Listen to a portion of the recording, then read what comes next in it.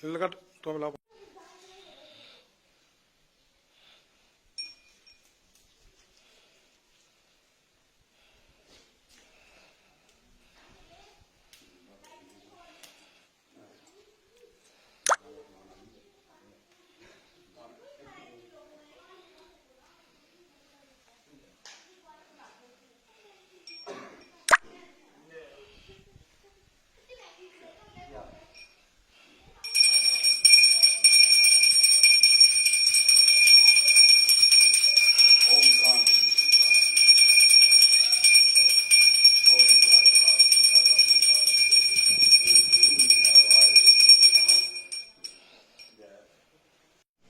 जय भैरव बाबा की। आज काल भैरव अष्टमी के महापर्व पर भैरव बाबा जी सभी भक्तों की मनोकामनाओं को पूर्ण करें, शत्रुओं का नाश करें। आज का जो पर्व है, जो कार्तिक मास मार्गशीर्ष मास कृष्ण पक्ष अष्टमी को काल भैरव जन्मदिन पूजन के रूप में मनाया जाता है। आज के दिन ही ये जो विशेष अष्टमी का पर्व काल भैरव अष्टमी के निमित्तार्थ तामसिक पूजा के रूप में सभी भक्तजन भगवान भैरव जी की पूजा करते हैं और भगवान भैरव जी को सात्विक, राजसिक और तामसिक तीनों रूपों में इनकी पूजा की जाती है। सात्विक रूप में भगवान को फलों का भोग लगता है और राजसिक में मिष्ठान और घर में बने हुए व्यंजनों का भोग लगता है, उसमें उड़द के बड़े जरूर होने चाहिए। और तामसिक में बलि पूजन और मंत्रा का भोग भी भगवान भैरव जी को लगता है। भगवान भैरव जो है वो माता देवी ज्वाला मैया के, दुर्गा मैया के दूसरे पुत्र के रूप में यहाँ विराजमान हैं। प्रथम पुत्र जो है हनुमान जी आगे चलते हैं और भैरव जी पीछे चलते हैं।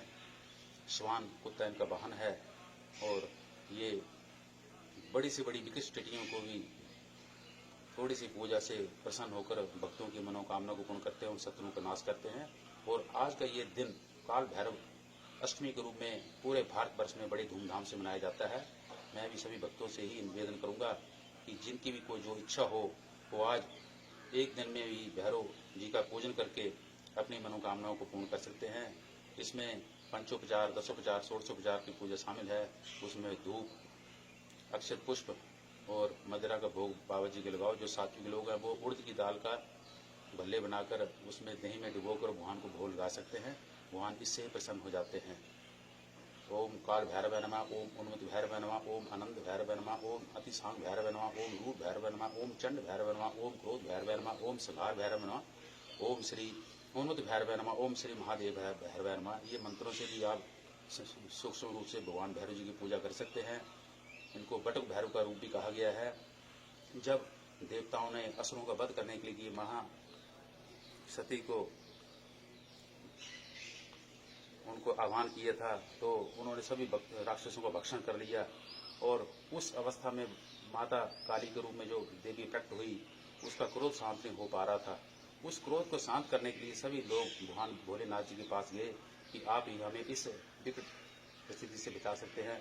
तब भगवान जी को इस बात का आभास हुआ कि माता जो है वो हमेशा जितना भी क्रोध करे लेकिन अपने बच्चों पर कभी क्रोध नहीं करती है, तो क्यों ना मैं एक बच्चे के रूप में महाकाली के सम्मुख जाता हूँ ताकि उनका क्रोध शांत हो जाए।